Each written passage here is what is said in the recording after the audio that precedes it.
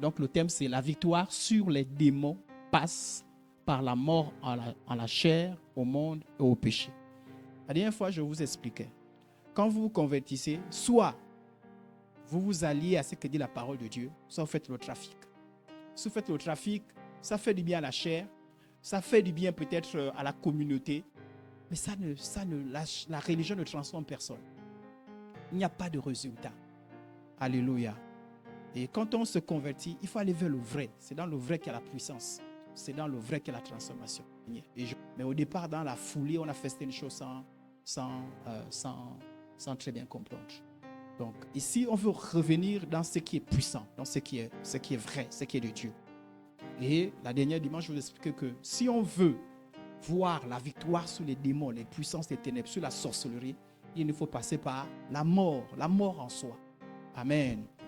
On avait dit un nombre de choses. Et nous voulons donc insister dessus. Donc mourir en soi. Matthieu 19, verset 22. Après avoir entendu ces paroles, le jeune homme s'en alla, tout triste, car il avait de grands biens. Voilà quelqu'un qui vient voir Jésus et dit, Jésus, je veux hériter la vie éternelle. Je veux faire partie de tes disciples. Et Jésus va s'adresser à lui.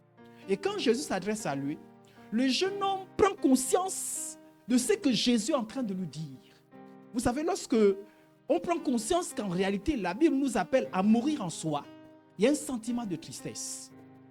Le sentiment de tristesse est dû au fait que le jeune homme comprend qu'il devait se séparer de certaines choses, qu'il devait perdre certaines choses.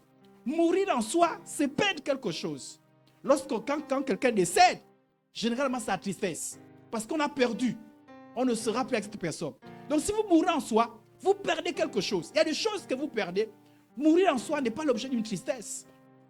Si lorsqu'on parle de mourir en soi, ça fait plaisir, c'est peut-être que vous n'avez pas bien compris.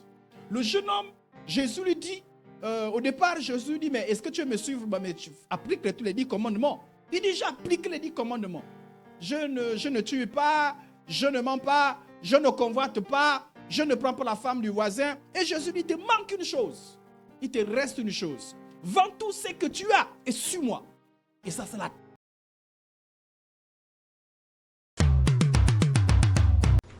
Jesus Christ. Yes!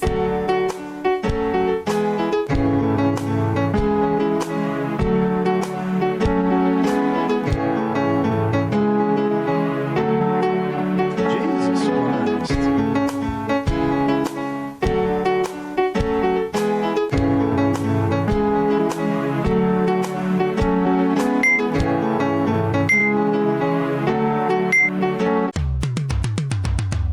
La tristesse. Il a dit, mais comment? Parce que tout ce qu'il avait, c'est bien représenter sa vie. Je ne sais pas si on se comprend. Ça représentait sa vie. Toute son estime était par rapport au bien qu'il avait. Mais il réalise qu'il devait perdre ce qu'il devait avoir. Et le résultat de cet échange avec Jésus, c'est la tristesse. Lorsqu'on parle de mourir en soi, il y a une forme de tristesse. Je ne sais pas si on a compris. Et la Bible dit que c'est la tristesse qui vient de Dieu.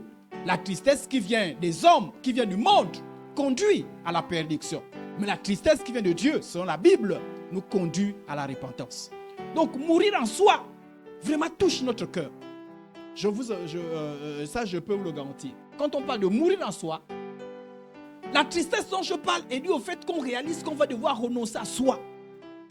On va devoir renoncer à soi. Et qu'on va devoir renoncer à certaines choses. Et qu'on va devoir traiter durement sa chair. Il nous faut tous passer par là. Amen. Et je prie que le Saint-Esprit puisse nous aider. Je vais vous montrer un exemple. Je vais vous montrer un exemple de à quoi ressemble mourir en soi. C'est l'exemple du texte, c'est un texte un peu bizarre dans la Bible. Juge chapitre 11, le verset 37. Il s'agit de... Ah là là, comment il s'appelle encore? Jephthé. Jephthé va en guerre. Et là, il fait une prière. Il dit, mon Dieu, si tu me donnes la victoire, lorsque je rentrerai chez moi, la première personne qui viendra vers moi pour me féliciter, cette personne-là, je te la consacre. La première personne de ma maison, qui sort de ma maison, qui vient vers moi, je te la consacre. Pourquoi je dis que ce texte est un peu bizarre? Parce qu'en fait, il dit, je te l'offre en holocauste. Donc voilà pourquoi certains disent, oh, il a fait un sacrifice humain. Non, ce n'est pas possible. Parce que Dieu n'enseigne pas les sacrifices humains. Donc en fait, il faut comprendre le contexte pour comprendre un peu. En fait, Il a consacré la jeune fille, comme ce qu'on appelle le nazaréen. À l'époque, dans la Bible, il y a ce qu'on appelle le nazaréen. Nazaréen, c'est quoi? C'est quelqu'un qui renonce à la vie ordinaire pour se consacrer à Dieu. Par exemple, il décidait, je ne bois plus. D'ailleurs, il ne se coiffait même plus, il ne se coupait plus les cheveux. Il se consacrait seulement à la vie religieuse. Et cette fille-là va être consacrée comme une nazaréenne. Juge chapitre 1, 37. Et elle dit à son père, parce qu'elle est contente que le père revienne. Le père était parti en guerre, mais le père revient vivant. Et quand il voit le père, il comprend que le père revient en victoire, en vainqueur. Elle dit à son père. Donc quand le père lui voit, je n'ai pas mis le texte, je n'ai pas voulu prendre tout le contexte, je donne le contexte. Quand le père voit la fille venir, il dit, oh, j'avais dit à Dieu que la première personne qui vient moi, je te consacrerai cette personne-là. C'est ma fille. Donc il se dit, oh, dis ma fille, qu'est-ce que tu as fait?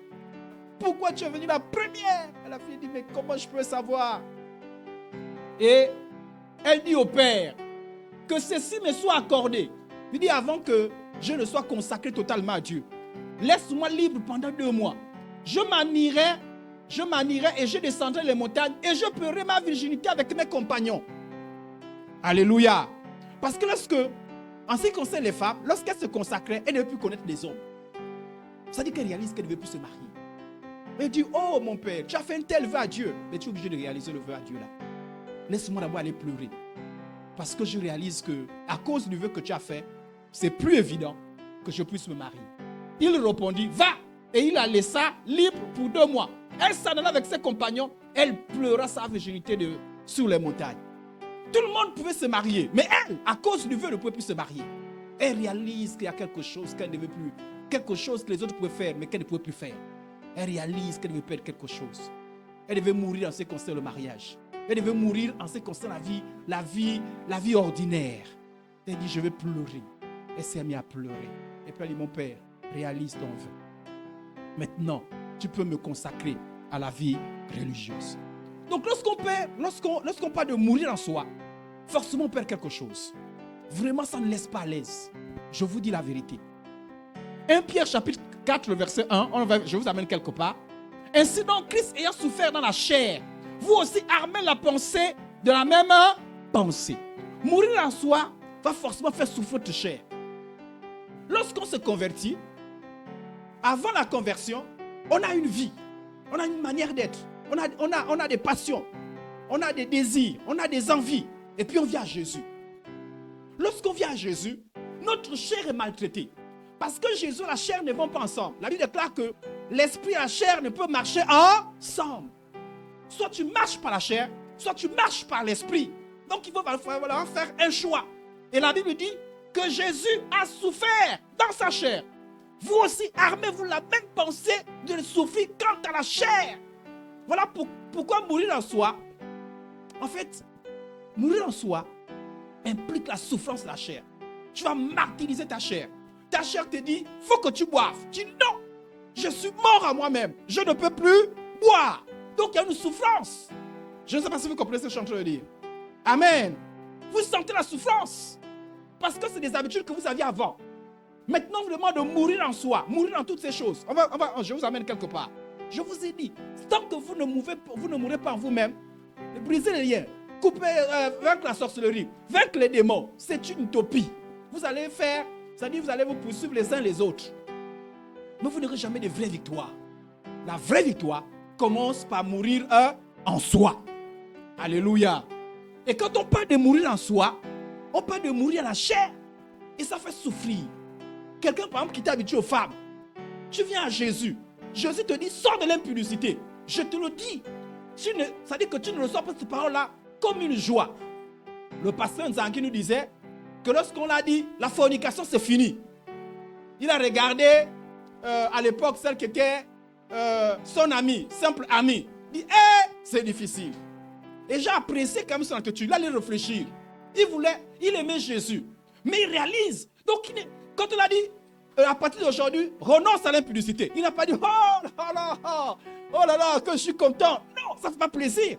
Ça fait souffrir dans ta chair. Tu réalises le prix que tu vas payer. Tu réalises que tu vas prendre le plaisir de la chair. C'est comme quand on dit de jeûner. Jeûner ne fait jamais plaisir. C'est quand tu as fini de jeûner que tu dis, oh merci Seigneur. Mais quand on dit même, quand on annonce le jeûne, surtout lorsqu'on annonce le long jeûne, on n'a pas encore fait ça. Parce qu'il y a des endroits où on annonce un mois de jeûne de prière, jour après jour. 1 mois. Mais quand on annonce quelque chose comme ça, ça ne fait pas plaisir. Ça dit, vous réalisez que vous allez devoir vous priver pendant que tu veux manger. Tu ne vas plus manger. Parce que ta chair va souffrir. Alléluia. La Bible dit que tout enfant de Dieu doit s'armer de la pensée de souffrir. La Bible dit, car celui qui a souffert dans sa chair en a fini avec le péché. Voilà pourquoi on parle de mourir à la chair. Et mourir à la chair ne fait jamais plaisir. Voilà pourquoi même quand vous venez à l'église, lorsque le pasteur prêche, vous êtes énervé. Pourquoi être énervé? C'est votre chair qui s'énerve. Fornication, c'est pas bon. C'est la chair qui se soulève. Alléluia. Poisson, c'est pas bon. Fétichisme, c'est pas bon. La chair s'énerve. On appelle ça les œuvres de la chair. Mais pourtant, la Bible dit, il faut mourir dans la chair. Il faut mourir en soi. Pourquoi on demande de mourir dans la chair? Peut-être que vous ne le saviez pas, je vous informe. En fait, la chair, c'est le grand partenaire des démons, des esprits mauvais. Les esprits mauvais, les esprits de la sorcellerie, l'occultisme, pour travailler dans votre vie, sont en partenariat avec votre chair. Et Dieu sait, Dieu est conscient, Dieu est plus sage que nous. Dieu sait que tant que vous n'avez pas crucifié la chair, tant que vous n'êtes pas mort à la chair, en vous-même, vous n'aurez jamais de victoire. Et quand c'est quoi? Vous direz, ah mais je ne comprends pas dans ma vie, et pourtant je prie, et pourtant je fais telle chose, pourquoi je fais pas telle chose, mais pourquoi je ne suis pas délivré? Mais voilà pourquoi Dieu ne veut pas que demain après tu dises ça. Dieu a dit la vérité. Il a dit, il faut mourir dans la chair. Alléluia. L'apôtre Paul a dit, je traite durement mort, et je le tiens à... Et ça fait plaisir ça. La discipline personnelle, ça ne fait pas plaisir. Hein? Ça ne fait pas plaisir. Moi, quand je me suis converti à 95, je ne sais plus quel âge j'avais, mais j'étais très jeune. Hein? Je ne pense pas que j'avais plus de 15 ans, je ne pense pas. Alors, mais quand je me suis converti, et que j'apprends que, avant ma conversion, je ne connaissais pas les femmes. Et je me convertis, on me dit que non. Fornication, stop. L'approcher, c'est-à-dire quand tu touches la femme, c'est quand tu seras marié. Je réalise que je suis gnam-gnam. Je suis gnam-gnam. Je dis, comment? Je vais évoluer. Je vais grandir. Je vais travailler. Et c'est là pour la première fois que je vais toucher. Ça ne fait pas plaisir. Non. Ma chair a fait tout un boom. Et je me suis converti pendant la période de l'adolescence. Je rentrais dans le domaine de l'adolescence déjà. Donc les hormones bousculent dans ma tête. Donc quand on me le dit, je ne suis pas content. Je ne sais pas si vous comprenez. Amen, amen. Non, j'étais embêté. Je vous dis, j'étais embêté. Je vous ai souvent dit que pourquoi je sais que vous êtes fâché soit quand le prédicateur prêche. Mais parce que j'étais fâché, donc je peux vous comprendre. Moi, quand on prêchait comme ça, j'ai dit, mais toi, tu es qui pour venir me parler? Et moi, je prêche bien, hein, mais mes responsables, quand ils prêchaient, mais ils te crient,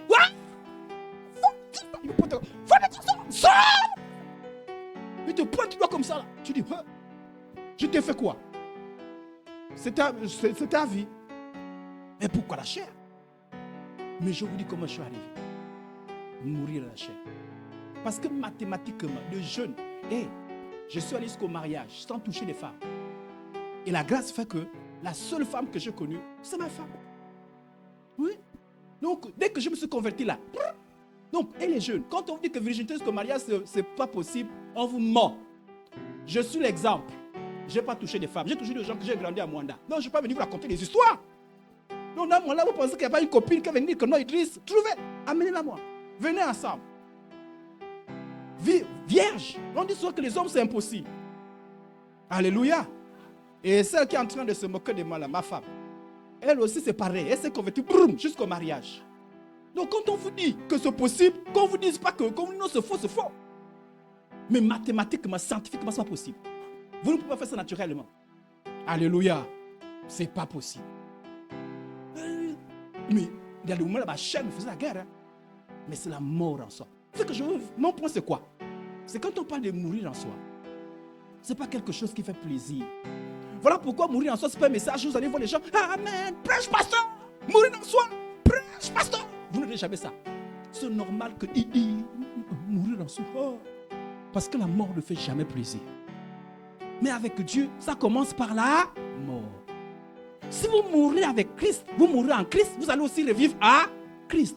Et puis on a menti les gens. Je peux parler? On est ensemble? La guérison. la délivrance, la bénédiction. C'est parce que Jésus-Christ est mort. Ça fait partie, ça dit c'est les bénédictions qu'on a eues parce qu'il est mort, enseveli et ressuscité. Ça veut dire quoi? C'est que si on ne meurt pas avec Christ, on ne pourra jamais recevoir la guérison de Jésus. Si on ne meurt pas en Christ, c'est-à-dire qu'en ce qui concerne la chair, le monde, le péché, les bénédictions ne les aura pas. On a menti les gens que si vous venez à l'église, vous pouvez avoir les visitations de Dieu sans passer par la mort en soi. C'est un mensonge. Alléluia. Non, ce n'est pas vrai. Voilà pourquoi les gens sont là, je brise les liens, je brise, je chasse. Ça ne marche pas. Tant que tu n'es pas passé par la mort en soi. Je vous dis la vérité. Et comme moi, je n'ai pas envie de vous tromper, moi, je préfère que vous ayez ça de moi. Maintenant, vous allez essayer, vous allez tester autre chose. Si ça marche, vous viendrez me dire, ah, le gars, il nous a menti. Hein. Ça ne marche pas. Vous saurez que, ah, quelqu'un, Seigneur, qu'est-ce qui se passe dans ma vie? Tu sauras parce que tu n'es pas passé par la mort en soi. Et la mort en soi ne fait pas plaisir. Regardez ceci. Galates chapitre 5, verset 24. Ceux qui sont en Jésus-Christ, ceux qui sont ont crucifié là. Vous savez dans quelle crucifixion? Quand on crucifiait quelqu'un, on le mettait sur la croix. Vivant, hein? Et on le mettait les clous. Essayez de suivre le film qu'on appelle la passion de Christ. Suivez-le, regardez-le bien. Si tu ne pleures pas, c'est que tu es fort. Il y en a certains qui ne pleurent pas, mais beaucoup pleurent. Ah oui, hein? Parce que les Américains ont bien tourné le film là. C'est comme si c'était vrai. On te met à la croix, vivant. Et les positions qu'on met là, en fait, c'est pour te torturer. Mais la Bible nous compare notre alliance avec Jésus à la crucifixion. La Bible dit qu'ils sont en Jésus-Christ, on crucifié. Quand on crucifie, ça fait mal. Imaginez quelqu'un met la pointe, on met au niveau de la main, et puis on t'a pas. Tu n'es pas en train de rire. Si tu ris pendant qu'on te crucifie, c'est que ça c'est un trafic. Ce n'est pas une vraie pointe. On est ensemble? On prend une pointe, on te met la main, et puis on t'a pas. Tu es en train de rire. Bam! Soit quelque chose, soit on t'a drogué, soit il y a un problème quand même. Je suis sûr que ça fait mal. Soit tu cries, soit tu pleures. D'autres même s'évanouissent. Mais quand on crucifie la chair, tu sens la guerre dans ton corps. Je vous dis la vérité. Donc quand tu viens à l'église, moi le pasteur, mon premier rôle, c'est d'amener la mort d'abord. Parce que sans la mort, tu ne seras jamais béni. Sans la mort, tu ne connaîtras pas ce qu'on appelle la peinture du Saint-Esprit. Sans la mort, tu ne verras jamais. Alléluia. Et pour quand tu meurs là, voilà pourquoi le pasteur, il est là, il te parle des choses difficiles. Sa mère, ne te fâche pas. C'est à cause de ça, ne fuis pas l'église. Ne dis pas le pasteur va énerver. Viens. C'est mon rôle. Je suis passé par là. Si je suis debout, c'est parce que mes responsables m'ont traité comme ça. Et nous sommes là d'abord vous traiter. Quand tu passes par la mort, tu renais en Jésus-Christ. Là, tu es une personne. Alléluia. Je suis contre la religion. Je suis contre la religion. Je ne veux pas que les gens qui viennent à MIF soient la religion. Parce que la religion conduit en enfer. La religion embrouille les gens.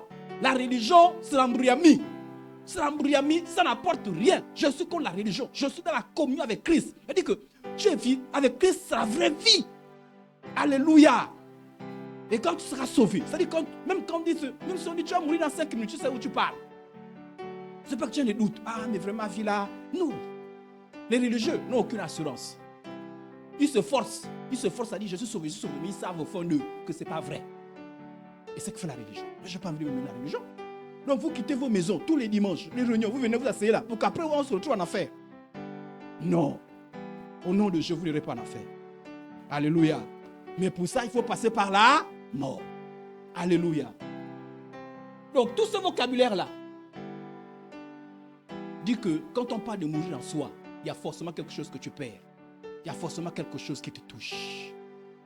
Mourir en soi, mais je vous explique maintenant ce que mourir en soi. Je vous explique que mourir en soi, ce n'est pas quelque chose de gai, pas quelque chose de joli, quelque chose qui fait mal. Alléluia. Ça te touche, ça te dérange. Alléluia. Alors, mourir en soi. Regardez l'exemple de quelqu'un qui est mort en soi. Il s'agit de Hébreux chapitre 11 de Moïse. Hébreux chapitre 11, le verset 24 au verset 26. Hébreux 11. C'est par la foi que Moïse, devenu grand, refusa d'être appelé fils de la fille de Pharaon. Aimant mieux être maltraité avec le peuple de Dieu que d'avoir pour un peu de temps la jouissance du péché. Regardant l'opprobre de Christ comme une richesse plus grande que les trésors de l'Égypte, Quand il avait les yeux fixés sur la révélation. Voilà quelqu'un qui est mort en soi. Regardez, comment il est mort en soi. On est ensemble? Parce qu'à la fin, il faut que tu regardes ta propre vie. Tu te dises, est-ce que je suis mort à moi-même?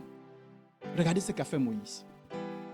Moïse est né dans une situation un peu particulière. Et quand il est né, on tuait tous les nouveaux-nés des Hébreux, des Israélites qui étaient en Égypte. Les Israélites étaient en Égypte. Et en Égypte, là-bas, Pharaon avait décidé qu'on tue tous les nouveaux-nés garçons israélites. Donc quand il naît, normalement, il devait mourir. Mais sa mère a eu une idée de lui mettre dans une corbeille et le laisser aller sous l'eau. Et pendant que la fille de Pharaon, la princesse, parce que Pharaon c'était le roi, la princesse se lavait, la princesse prend Moïse parce qu'il trouve que Moïse est joli. Donc la princesse élève Moïse. Et pour l'élever, c'était une jeune fille. Comment donner le sein à l'enfant puisqu'elle n'était pas mère? Donc elle a cherché une maman. Elle est tombée par le miracle de Dieu sur la maman, pour parler en gabonais, sur la vraie maman de Moïse. Donc en fait, la mère de Moïse a élevé l'enfant comme si ce n'était pas son enfant. Parce que la fille de Moïse ne savait pas qui appartient Moïse. Je pense la fille de Pharaon. Donc, et puis Moïse a grandi. Et Moïse, normalement, devait devenir prince. En fait, Moïse était prince. Donc, en fait, il avait tout, on va dire quoi? Tous les privilèges qui reviennent à un prince. C'était un prince. Il était servi. Pendant que les Israélites étaient maltraités, Moïse, lui, il était dans les privilèges. Je ne sais pas si on a compris. Donc, ce n'était pas n'importe qui. Aujourd'hui, on dirait que Moïse était, par exemple, si aux États-Unis, il était à la Maison Blanche. Donc, quand il se balade, il est escorté. Pour manger, on le prépare. Il ne lave pas les habits. Il ne fait rien. Il est chuchoté chaque matin, chaque soir. Et on veillait sur lui parce qu'il était appelé à devenir le futur roi de l'Égypte. Mais Moïse se rend compte que lui, normalement, par sa nature, ce n'est pas un Égyptien. C'est un Israélite. Mais sauf que les Israélites sont en train de souffrir. Ils souffrent. Ils souffrent parce qu'ils sont dans la servitude. Et Moïse voit comment fait souffrir ses frères. Et la Bible dit quoi? C'est par la foi. La foi pourquoi? Parce que c'est sûr que quand sa mère l'élevait, sa mère lui parlait. Je suis sûr que Moïse avait connu le secret par sa mère. Sa mère lui parlait du Dieu d'Israël, de ce que l'Israël va faire avec les Israélites, etc. Mais ça, c'est ce qu'on lui disait. Mais la réalité, c'est quoi? La réalité, c'est qu'il voyait les Israélites souffrir. Voilà pourquoi on dit c'est par la foi. Que Moïse, la foi en quoi? La foi en ce qu'il avait été transmis. Alléluia. C'est par la foi que Moïse est devenu grand, refusant d'être appelé la fille de... C'était un privilège. Quand ton identité était collée à Pharaon. N'oubliez pas que je vais parler de la mort en soi quand je vais parler d'identité. C'est-à-dire que dans l'identité de Moïse, on disait fils de Pharaon. Fils de la fille de Pharaon. Mais Moïse va renoncer à ce nom-là. Ce grand nom, humainement parlant, ce grand titre de l'Égypte, c'était un grand empire qui influençait le monde. Voilà pourquoi je prends l'exemple des États-Unis. Mais Moïse va mourir par rapport à son titre. Il a dit, si là où je suis, Dieu n'est pas avec moi, je renonce à ça. Je ne sais pas si vous comprenez. Donc il a renoncé à la future royauté. Il a renoncé à ses privilèges. Parce que Dieu n'était pas dans ses privilèges. C'est ce qu'on appelle mourir en soi. Alléluia. Il n'a pas fait de contrepartie. Il n'a pas dit, j'abandonne si Dieu me montre d'abord. Si Dieu... Non, il a renoncé. En fait, c'était une folie. Il y a des Israélites qui voulaient être à sa place. Mais lui, il descend. Il renonce. C'est ce qu'on appelle mourir en soi. Il savait que s'il continuait à s'identifier comme étant un Égyptien, il devait perdre la destinée qu'il avait avec Dieu. Il était conscient de la destinée. Il était conscient que le fait qu'il était encore vivant, c'est Dieu qui a fait en sorte qu'il soit encore vivant. Donc il y avait un plan pour lui. Mais il savait que tant qu'il continuait à vivre de cette manière-là, le plan qui dans sa vie ne devait jamais s'accomplir. Le plan commence à accomplir à quel niveau? Dès l'instant, il a renoncé à son titre. Il a renoncé à ses privilèges. Il est mort à ses privilèges, à ses titres. Et quand Dieu a vu cela, il a dit, je te récupère. Alléluia. On a dit, refusez d'être appelé fils de la fille de Pharaon. Quand tu renonces à toi, il y a des choses que tu perds. Moïse a perdu sa renommée, a perdu une destinée humaine, a perdu un titre. Et quand il est quitté au palais pour venir secourir un de ses frères. Et quand il a voulu secourir un de ses frères, malheureusement, il y a un Égyptien qui est mort. Et il s'est dit, là, avec Pharaon, on risque d'avoir des problèmes. Et il a fui dans le désert. Quelqu'un qui était dans un palais se retrouve dans un désert. Quelqu'un qui mangeait à volonté devait commander la nourriture. Quelqu'un qui avait l'eau à volonté est obligé d'aller faire des kilomètres dans le désert pour aller chercher l'eau. Il est descendu parce qu'il savait que c'était le plan de Dieu. Il fallait qu'il descende. Avec Dieu, parfois, tu vas descendre. C'est ce qu'on appelle la mort en soi. Alléluia. Moïse, la Bible dit, on a dit, et même être maltraité avec le peuple on a dit, et même mieux être maltraité. C'était clair. On dit, et même mieux être maltraité. Il savait, il quitte le palais, il descend dans le maltraité. Mais il sait que là-bas, c'est le peuple de Dieu. Je vous dis, peut-être que chez nous, être chrétien, c'est bien. Mais dans certains pays islamiques, musulmans, tu es chrétien, tu es maltraité, tu es tabassé, tu es insulté, tu es rejeté. C'est pas beau d'être chrétien. C'est-à-dire être chrétien, ce n'est pas un privilège. Moïse a dit, je préfère qu'on me maltraite. Pour moi, ce qui importe pour moi, c'est le peuple de Dieu. La Bible dit, avec le peuple de Dieu, que d'avoir pour un temps la jouissance du péché. Souvenez bien ça. La jouissance du... Chez Pharaon là-bas, il y avait les abominations, l'impudicité, l'idolâtrie. Mais même si ça faisait beau, mais il y avait le péché. Il a dit la jouissance du péché, c'est fini. La jouissance du péché fait plaisir à la chair. On est ensemble? On est ensemble? La fornication fait plaisir à la... Tu forniques, mais tu es content. Comment tu prends conscience c'est un péché? C'est à l'église. Voilà pourquoi parfois... Oh, moi je vais à l'église tous les jours, tu me dis c'est péché. Mais quand tu forniques, la chair te dit, waouh, bravo. Je vous dis, la boisson fait plaisir à la chair. Vous voyez le soulard? J'ai vu le soulard. Quand ils se réunissent autour de la bière là, mais ils sont contents. Même toute la journée ils sont là.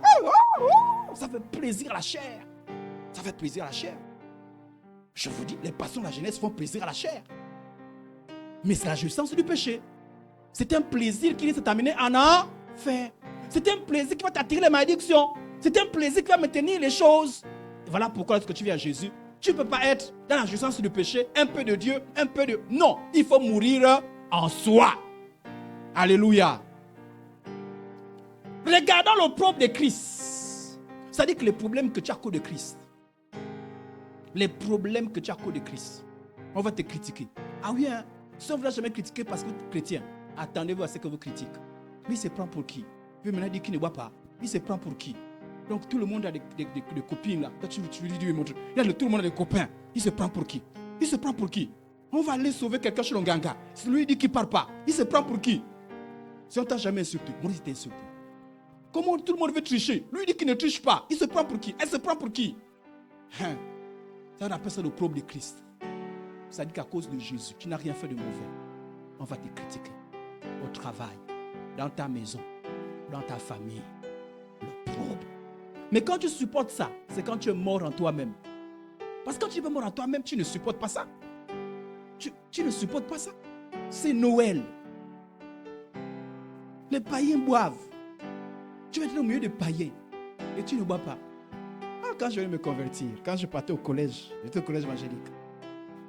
Quand tu avais les permanences, quand je vois les autres se comporter, parfois tu es le seul. Et à un moment donné, les condisciples avec lesquels j'étais, à un moment ils avaient compris, ils me disaient, Idriss, pardon, quitte d'abord, pars. Parce que ce qu'on va faire là, tu n'as pas supporté ça. J'ai dit merci, vous avez compris. Normalement, c'est même Dieu qui est en train de vous parler. Parce que normalement, je ne vais même pas être au milieu de vous. Alléluia. Mais parfois même, tu as envie de marcher avec les autres. L'autre te dit non, quitte. Toi, tu as ton histoire de ton Dieu là. Parce que quand on parle de nos grooves, et on a fait les grooves. Oh, hier, tu es là, soit tu ne parles pas. Je me souviens, j'ai prié pour un jeune. Écoutez-moi bien. J'ai prié pour un jeune. Il avait des amis des mauvaises compagnies. Et puis un jour, les autres jeunes ont dit, est-ce que tu as remarqué que nous tous avons des tatouages?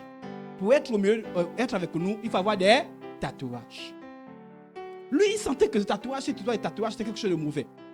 Mais malgré tout, il allait faire le tatouage. Et quand il s'est fait tatouer, lui-même, il a constaté que son comportement a subitement changé. C'est-à-dire que il devenait un jeune délinquant. Et un jour, lui-même a raconté un jour, il allait braquer dans la nuit, en Oukula. Et quand il a braqué, il est tombé sur le papa. Le papa l'a regardé. Le papa l'a dit. Déjà, il a voulu braquer, mais il n'est pas allé jusqu'au bout. Il voulait arracher, ce n'était pas quelque chose que le papa avait. Il n'est pas allé jusqu'au bout. Le papa l'a regardé, il a dit, je sais que normalement, tu ne dois pas être parmi là. Je sais que tu es manipulé. Arrête à ce que tu as fait sur nous, tu as voulu très tôt. Et ça a marqué. Ça l'a vraiment marqué. Et c'est comme ça que le jeune, il a dit comme ça vient à l'église. Hein. Voilà pourquoi c'est pas bien l'église qui change les gens. Hein. Et lui, il venait me voir. Il m'a dit, il faut que je dise la vérité. Là, tu me vois là. Je viens à l'église, mais je ne suis pas vrai. J'aime commencer à braquer. J'ai fait un tatouage. Dès que j'ai commencé à prier, le démon s'est manifesté. Il dit, moi, je suis venu dès l'instant. Il a fait le tatouage. Alléluia. Mais pourquoi? Parce qu'il s'identifiait aux autres. Il ne supportait pas le fait que les autres disaient, mais toi, tu ne fais pas comme nous, tu ne fais pas comme nous, fais pas comme nous. Il est obligé de faire. Mourir en soi, c'est accepter que les autres te regardent, mais tu es différent des autres. Je ne sais pas si vous comprenez.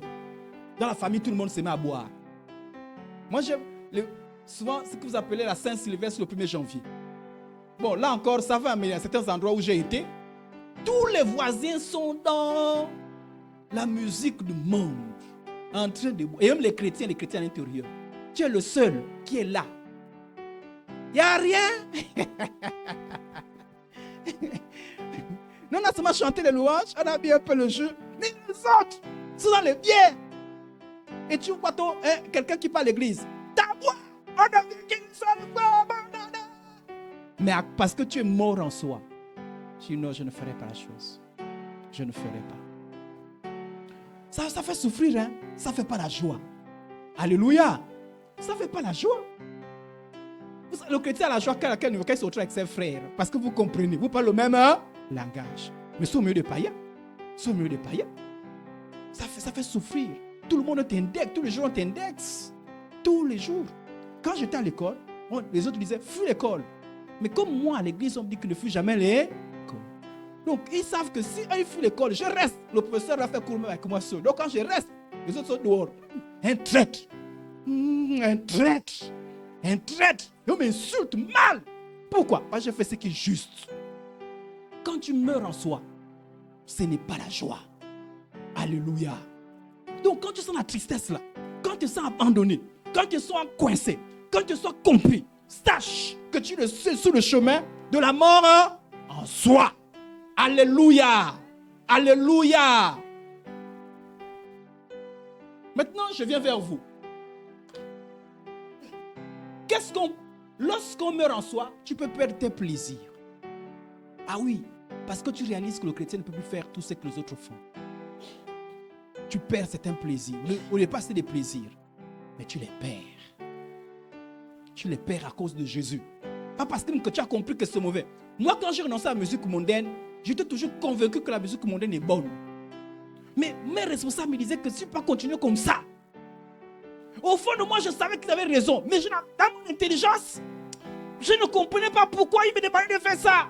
Donc quand j'ai renoncé, ma chère me disait toujours, mais pourquoi tu fais ça? La musique, elle est bonne. Ah oui, j'ai écouté la musique, hein.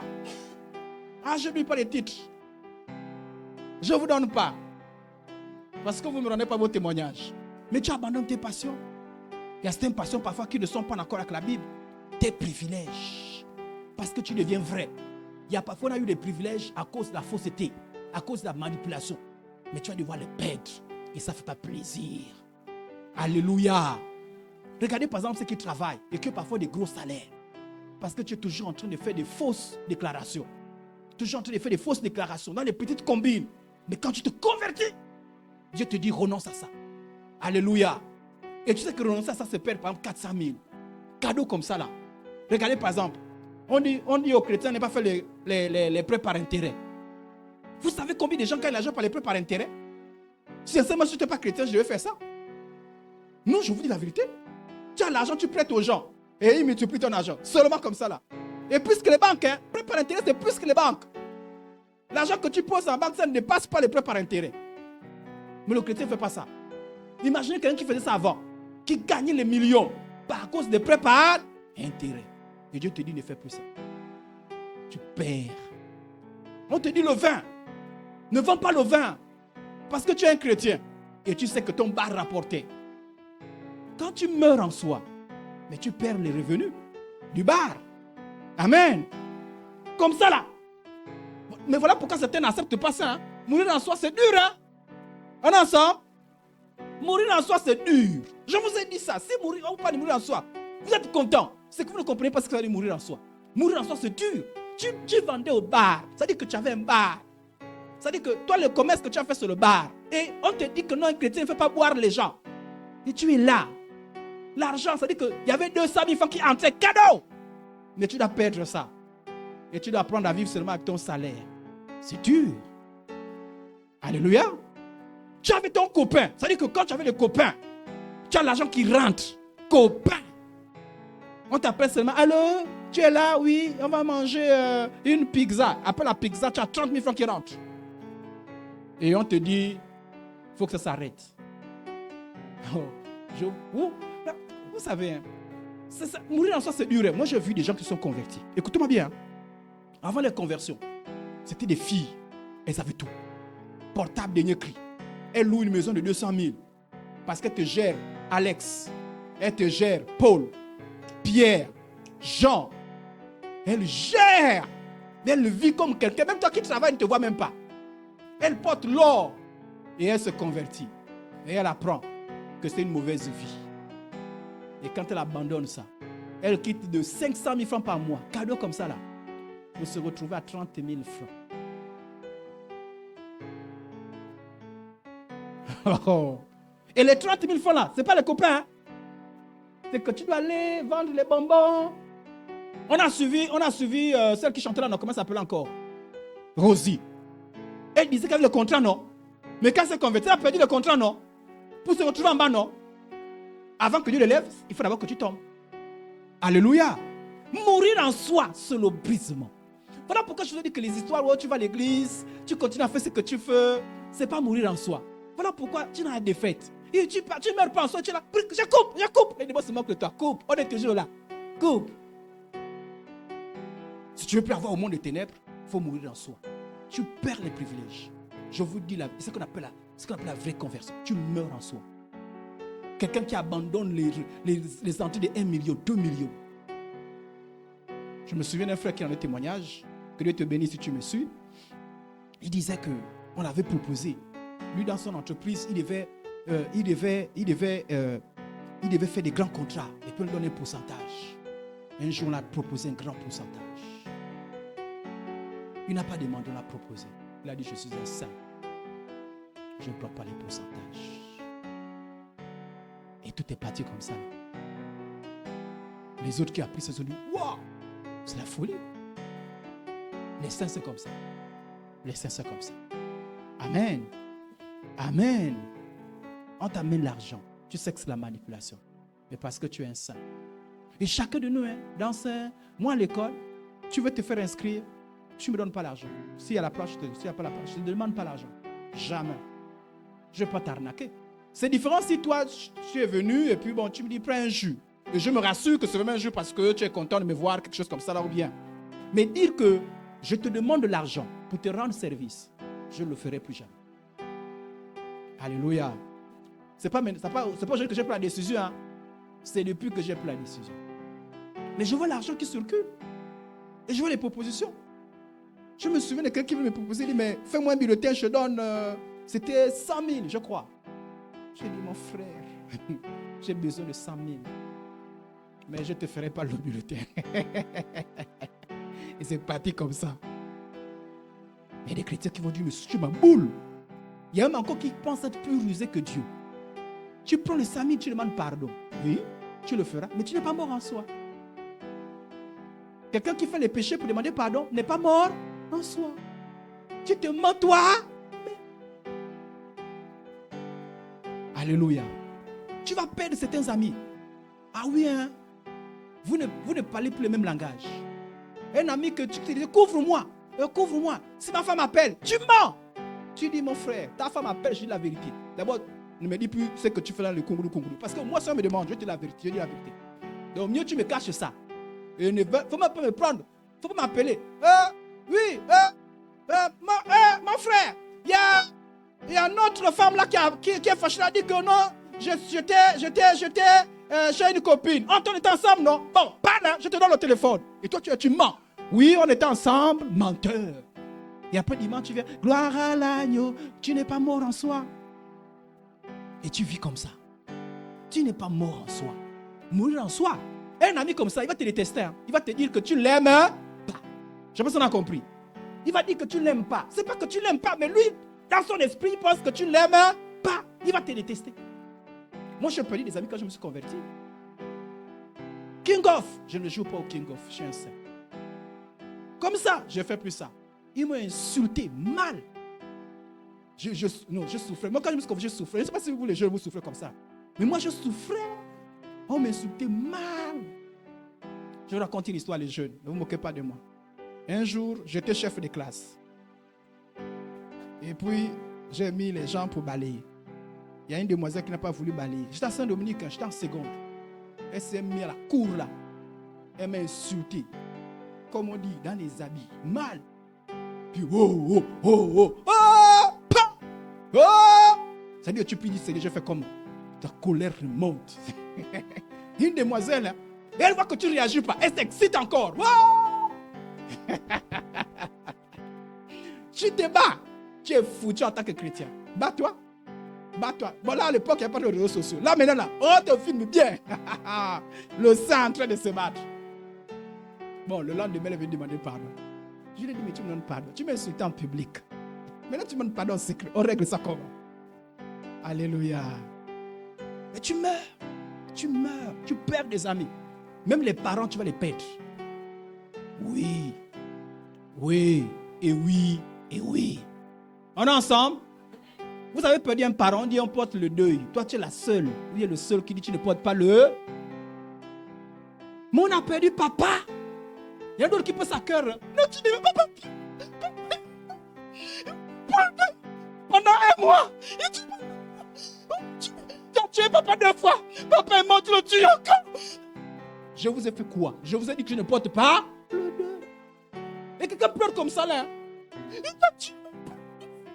Quelle histoire? Quelle histoire? Quelle histoire?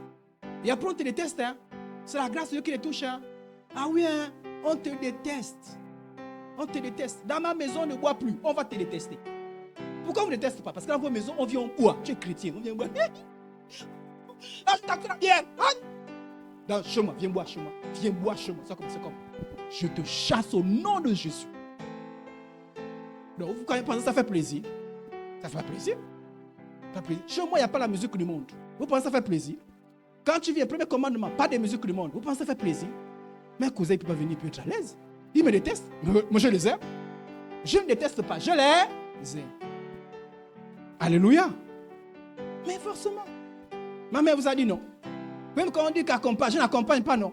Là, maintenant, elle a compris déjà. Là, maintenant, elle comprend déjà que non, mon fils, c'est un saint. Voilà. Alléluia. Maintenant, je veux aussi qu'elle fasse aussi comme moi. N'est-ce pas? Voilà. Qu'elle n'accompagne pas les gens. Je ne dis pas qu'elle accompagne, mais qu'elle soit... Accompagne. Quand même, je n'accompagne pas les gens chez les gagas. Alléluia. Qui vous a dit qu'il y a que les jeunes qui font des choses comme ça? Il n'y a que les jeunes qui meurent en soi. Même les adultes, non? Quand même, c'est fini. C'est ça qu'on appelle mourir en soi. Et quand les démons voient ça, les démons savent qui vous êtes. Quand les démons...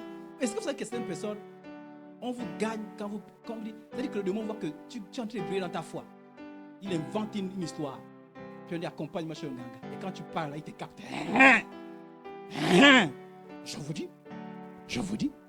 Alléluia. Tu perds parfois ta situation. Tu perds ta liberté. Il y a certaines choses que tu ne pourras plus faire. Moi, des choses que je ne fais plus. Bon, je ne dis pas que ça c'est ma consécration avec Dieu. Dans ma consécration avec Dieu, je n'entre plus dans les bars. Ça c'est chez moi. Chez moi, ce n'est pas interdit. Je vais dans les bars, vous êtes en train de prendre votre jeu, je ne vous juge pas. Mais moi, dans ma consécration avec Dieu, je n'entre pas dans les bars. Même pour prendre un jus. Oui, ma consécration m'exige ça. Moi, il y a des endroits, c'est-à-dire que tu peux partir, tu es un chrétien, tu peux partir. Mais moi, dans ma consécration, il y a certaines dimensions où Dieu t'interdit à toi, pas à tout le monde. Il te dit, toi, tu ne fais plus ça. Je ne sais pas si on a compris. Voilà, je vous ai souvent dit que j'ai un petit frère, lui, la télévision, les films. Moi, je suis les films parfois. Mais lui, les films, il suit sa consécration à lui. Il ne suit pas. Ma femme, elle ne suit plus la série. C'est sa consécration à elle. Elle ne suit pas la série. Une fois, elle a été exhortée, encouragée. Elle a coupé les poids avec ça. Parfois, je vous ai dit que ma femme est là, j'ai du mal à suivre même une série. Parce qu'elle a une consécration dans ce domaine-là. Bon, je ne suis pas trop. Je ne sais même pas, par exemple, la dernière fois que je suis une série, je ne sais pas trop. Mais je ne suis pas trop à l'intérieur. Mais des moments, parfois, j'ai envie de zapper. Mais quand elle est là, quand tu la vois devant la télévision, la plupart des temps, 90%, elle est dans les choses, les chaînes chrétiennes. Moi, c'est 70%. Elle est plus forte que moi à ce domaine-là. C'est sa consécration. Dans ma consécration, je ne rentre pas dans un bar. Donc, si on me dit bar, sauf si on dit c'est obligatoire, ce n'est pas interdit. Mais quand j'ai le choix, même si vous me criez dessus, même si vous me critiquez, je n'y entre pas. Alléluia. Donc, il y a certaines choses que tu perds. Il y a les ambitions que tu perds. Parce que tu comprends que Dieu n'est pas à l'intérieur. Tu vas perdre une bonne réputation. Ce sont les païens. Il y a des opportunités que tu vas perdre. Parce que tu meurs en soi. Amen. Je peux encore avoir quelques minutes. Mais moi, je vous pose la question. Qu'avez-vous perdu de très important pour l'amour de Dieu? Vous. Ne répondez pas. C'est dans votre cœur. Ça dit, vous sentez. Vous savez, il y a des choses parfois où tu sens que Dieu te pointe. Tu dois te dire, toi là, je ne veux plus de ça. Vous savez, parfois, Dieu te dit qu'à chaque fois que tu vas dans un groupe, tu pêches. Chaque fois que tu vas dans cette situation-là, tu pêches. Et Dieu te dit, je ne veux plus que tu partes là-bas. Parfois, tu es obligé de réfléchir. Et tu prends une décision. À cause du Seigneur, à cause de l'amour que j'ai pour Dieu, à partir d'aujourd'hui, j'arrête avec cette association. Je ne sais pas si vous comprenez. Parce que vous constatez que chaque fois que vous partez, votre situation spirituelle s'empire. Chose que... Moi, par exemple, quand je vais en vacances, je réfléchis 2 fois. Parce que je ne pars pas dans n'importe quelle maison. Je réfléchis. Parce que je tiens à ma foi. Ma foi, elle est très précieuse. Très précieuse. Je ne peux pas aller n'importe où, n'importe comment. Elle est très précieuse, ma foi. Qu'avez-vous perdu? Qu'avez-vous renoncé? Quelque chose qui vous a fait mal à cause de Jésus. Quoi? Mais ça, mourir en soi? Mourir à soi, c'est rare. Mais ça dit que, ou bien vous n'avez pas renoncé, vous faites les compromis. Un peu de. C'est pas mourir en soi. Et là, vous n'aurez pas la victoire. À quoi avez-vous renoncé? Est-ce que vous avez renoncé à un mauvais business? Est-ce que vous avez renoncé à certaines amitiés? Est-ce que vous avez renoncé à certains liens, à certaines fréquentations, à certains endroits, à certaines choses, à certains privilèges, à certains revenus, à cause de Dieu? Est-ce que vous avez renoncé? Avez-vous renoncé? Avez-vous renoncé? J'ai vu des gens renoncer. Je faisais les prêts par intérêt. J'arrête avec ça. Et tous ces revenus tombent. J'arrête avec ça. J'avais le mari de Trouille. J'arrête avec ça. J'étais je vous ai dit quand la sœur en Christ Monique est venue, quand on a fait l'entretien, et quand on parlait de renoncer à la fornication, je lui ai dit, et c'est ce que tu penses de cette décision-là, Gestinel peut couper le poids avec toi. Elle a dit, je suis prête. Je suis prête. Voilà pourquoi Gestinel va sur toi. Que c'est elle qui a commencé avec cette histoire-là. Pour dire non. On parle de Dieu. On ne va pas faire Dieu, un jour copinage. Mais elle était prête, hein? Elle me l'a dit. N'est-ce pas, sœur en Christ? Voilà, elle me l'a dit. Et comme elle me l'a dit, j'ai dit, bon, vous pouvez arrêter. Maintenant, si vous aimez, ben, rien n'est impossible à Dieu. Amène-le-moi. Et c'est comme ça. C'est elle qui m'a amené Gestinel. Moi, je ne connaissais pas Gestinel. C'est elle qui m'a amené Gestinel. Et quand Gestinel est venu, je lui ai dit, fornication. Cela a sonné, boum. Mais comme il aimait Dieu, il a renoncé. Il a renoncé, il n'avait pas... Lui-même, quand il a tombé pour ça, vous ne croyez pas. Il a renoncé. Il était seulement étudiant. Il marchait dans les rues seulement comme ça. Là. Il n'avait rien. Même là, il se débrouille déjà. Donc, quelqu'un qui renonce à la fornication, tu ne sais pas quand tu auras l'argent pour te marier. C'est un peu la folie. C'est sans mourir en soi. Amen. Il est mort en soi. Voilà pourquoi Dieu a fait le miracle. Je suis sûr qu'il n'a pas renoncé à la fornication. Il n'est pas se marier. Aujourd'hui, il n'est pas être marié. Les miracles interviennent après que tu es mort en soi. Alléluia. est-ce que tu es dans les compromis? Regardez, les signes de ceux qui sont morts dans la chair. Celui qui est mort sait dire non, librement, volontairement et aisément à la tentation. Tu dis pas non, ah, le pasteur, si la sœur Laure entend là, si maman Nzangi, si telle voix, non, c'est pas une histoire. Si Makita, non, c'est pas une histoire d'homme. Je suis mort en soi. Alléluia. Je veux pas, à l'église, on nous interdit ça. Si tu fais les choses parce que l'église t'interdit, tu n'es pas mort en soi. Tu es mort en soi. Quand tu dis je suis un enfant de Dieu. Un enfant de Dieu n'est plus dans ces choses. J'ai fait 2 ans, mon nana. Autour de moi, Eblen me fréquentait là-bas. Eblen, je l'ai présenté un chrétien là-bas. Il n'y avait pas de chrétien. J'étais seul. Personne ne me connaissait en tant que chrétien là-bas. Les gens se m'ont remarqué que j'avais un comportement bizarre. 2 ans, mon nana. Les demoiselles venaient me dire, sors avec moi. C'est moi qui les chassais. 2 ans, mon nana. J'avais une grande maison, climatisée, au salon, à la chambre. Grande maison. Seul. Et de temps en temps, j'avais mon petit frère qui venait là-bas. Jamais j'ai forniqué. Jamais. Jamais j'ai bu. Jamais. Il n'y avait pas de chrétiens. Les chrétiens, il fallait descendre. J'étais à la cité 4. Il fallait descendre plus bas pour aller voir les chrétiens. Alléluia. Quand tu es mort en soi, où que tu sois, seul, le péché, tu es mort au péché. Alléluia. Alléluia. Et sans mourir en soi. La Bible dit, celui qui est mort est libre du... Ça dit que la Bible parle de mourir en étant vivant. La Bible, voilà pourquoi on parle de sacrifice. Ça dit que tu es vivant physiquement, mais tu es mort. Voilà pourquoi on constate. On a l'impression que tu es deux. On dit avant, par exemple, l'homme là avant, il était comme ça. Mais depuis qu'il est devenu il est devenu chrétien, il est devenu bizarre. Il a changé. Parce qu'on voit que tu es mort et il y a quelqu'un, c'est comme s'il y a une nouvelle personne qui est... Voilà pourquoi je veux dire le témoignage de Rosie par exemple. Elle était lesbienne, plein de trucs bizarres. Mais quand Christ est venu en elle, elle est morte. Elle est une femme responsable, qui craint Dieu, qui témoigne pour la gloire du Seigneur. Elle est plein de choses bizarres. Elle va mourir dans soi. Ça là, il faut dire oui en Dieu. J'accepte de mourir en soi. Si tu regardes les privilèges, Ah, mais c'est difficile, hein? La vie là, il faut voir. Hein? Si c'est lui qui me donne l'argent, si je l'abandonne, si je fais comme ceci, c'est là où je gagne l'argent. Les bières là, c'est l'argent que je gagne. Si continue avec ça, tu ne mourras jamais en soi. Tu vas dans les... Ah, mais c'est de la famille là. Si c'était dans notre famille, hein, il y en a d'autres problèmes. Le pasteur me parle tous les jours, mais lui, il voit mes problèmes. Continue. Tu ne mourras jamais en soi. Pourquoi je vous parle de mourir en soi? Mais parce que je vous parle de détruire les œuvres de ténèbres. Si tu veux détruire les œuvres de ténèbres, il faut d'abord mourir en soi. Sinon, on ne fait pas le trafic. Donc quand on vient vous dire, levez-vous, coupez les liens, brisez, chassez, vous n'êtes pas mort en soi. C'est la foutaise. Alléluia. Mais si vous êtes mort en soi, quand vous dites au nom de Jésus, ça l'impacte. Celui qui est mort est libre du... Celui qui est mort est libre du... Voilà. C'est la Bible. Je vous donne un exemple. Es-tu prêt à obéir à Dieu, peu importe le prix à payer? Malgré les moqueries, est-ce que tu es prêt à obéir à Dieu? Malgré les critiques, est-ce que tu es prêt à obéir à Dieu? Malgré le fait de mourir, est-ce que tu es prêt? Si oui, tu es passé par la mort. Les circonstances mettront les preuves si pour ça c'est vrai. Mais si c'est non, tu n'es pas encore mort. Tu as encore ton ancienne identité. Et tu peux avoir la victoire dans les jours. Ah ok, je vous donne une illustration. Regardez ceci. Regardez bien. On est ensemble? Une illustration. Romains chapitre 7, le verset 2. Ainsi, une femme mariée est liée par la loi à son... La femme mariée est liée à son...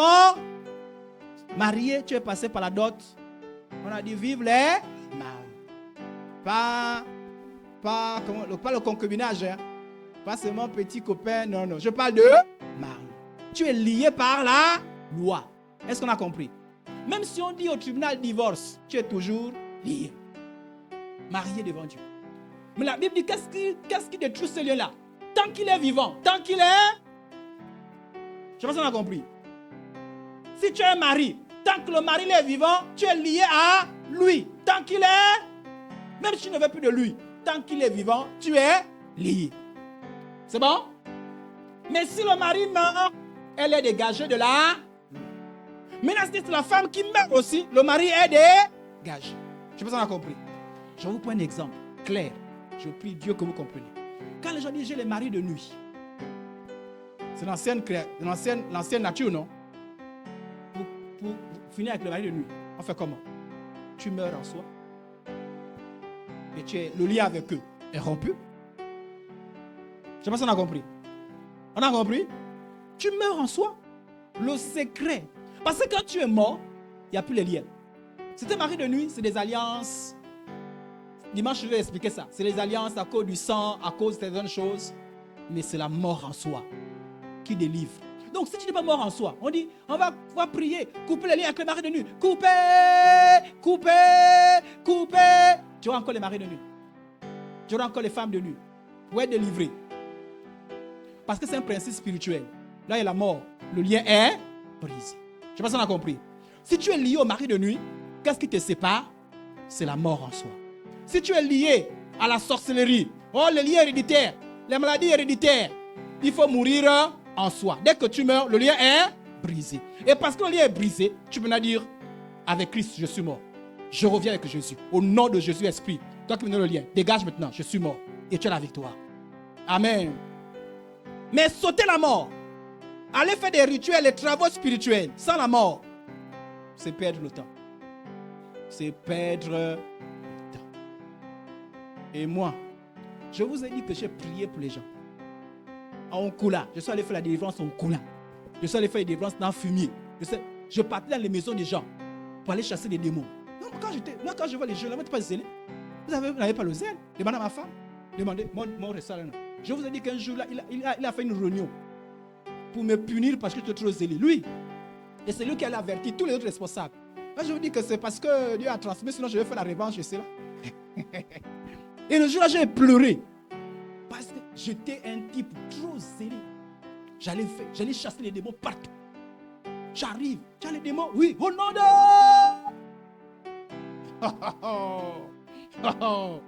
Donc, on fait des délivrances, mais sans comprendre toutes ces choses-là. Parfois, on perd du temps pour rien. Je me souviens des gens qui faisaient des délivrances, peut-être même 5 fois par mois. Les démons sont encore revenus, oui. Allez, viens, au nom de Jésus. On se bat là. Parfois, on me pique les dents. Je sors là-bas, je suis blessé avec les dents. Je fais la délivrance. Après encore, il y a encore même des démons, oui.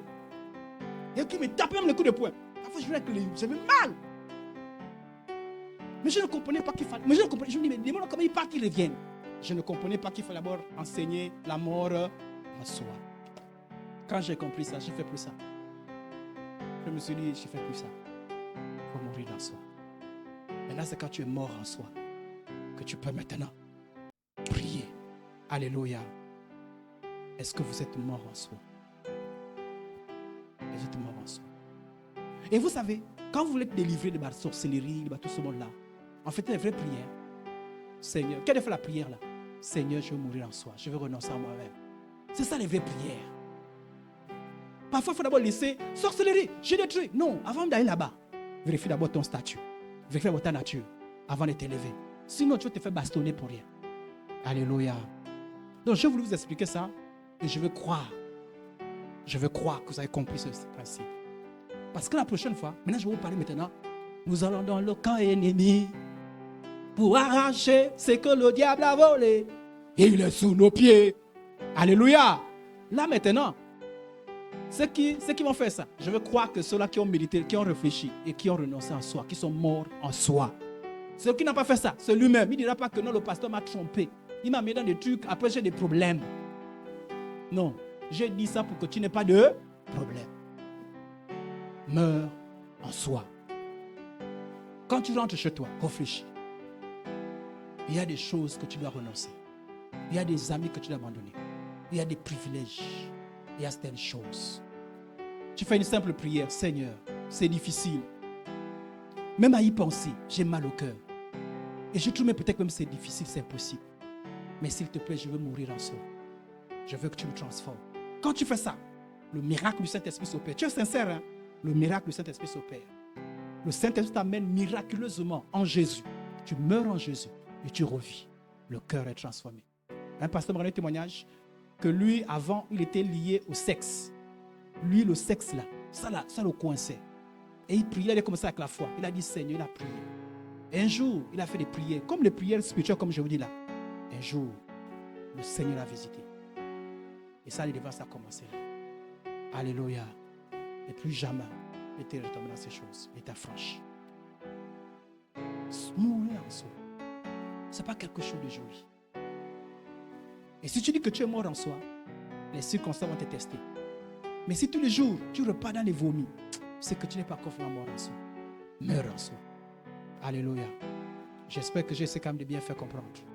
Il y a des questions, je suis là le pasteur, vous venez, on s'assoit et on part. Baissons les têtes. Fais une simple prière. Dis Seigneur, si tu connais mon cœur, s'il n'y a pas encore la mort par rapport à la chair, la mort par rapport au monde, la mort par rapport au péché, opère cela dans ma vie. Parce que je veux m'affranchir, je veux être libre. Je veux être affranchi, je veux être libre de la sorcellerie, libre des oppressions, libre de toutes ces choses. Mais je veux mourir en soi. Je veux mourir en soi. Je réalise que les démons ne sont pas forts. La sorcellerie n'est pas forte. Les œuvres de ténèbres ne sont pas si difficiles à renverser. Mais en fait, le problème, c'est nous. Est-ce que nous sommes morts en soi? Si nous sommes morts en soi, notre nature change, notre position change. Notre état, notre cœur change. Et ainsi, en tant que fils de Dieu, nous pouvons détruire les œuvres du diable et vivre dans la victoire. Fais cette prière au fond de ton cœur. Dis Seigneur, vraiment, si je ne peux encore passer par là, je veux vraiment, même si c'est dur, même si c'est coûteux, même si c'est des choses à perdre, même si c'est des choses à abandonner, même si c'est compliqué, même si c'est la tristesse dans mon cœur, même si c'est la difficulté, malgré tout, je veux passer par la mort. La Bible dit que Jésus a prié de son Père. Il a dit, Père, permets cette coupe loin de moi. Mais si telle est ta volonté, je vais passer par là. Même Jésus a eu peur de mourir. Mais nous aussi, nous avons peur de mourir quant à la chair, au monde. Jésus n'était pas la mort, la mort au monde, à la chair, au péché. Mais la mort pour nous. Et Jésus a eu des difficultés. Mais nous avons des difficultés à mourir quant à la chair, au monde, au péché. Alors nous pouvons faire comme Jésus. Si telle est ta volonté, accomplis cela dans ma vie. Mon Père, mon Dieu, je te supplie, tu as envoyé ta parole. Et Seigneur, les uns et les autres ont compris la nécessité de mourir en soi. Seigneur, pour vivre une vie de victoire. Nous ne voulons pas rester dans le mensonge. Il n'y a pas de victoire sans mourir en soi. Il n'y a aucune victoire. Il n'y a aucune victoire. Il n'y a aucun triomphe. Il n'y a aucune délivrance. Alors Seigneur, je prie pour ceux qui sont encore coincés, ceux qui sont encore attachés, comme le jeune homme riche, ceux-là qui sont encore dans le compromis, ceux-là qui sont encore accrochés à quelque chose. Père,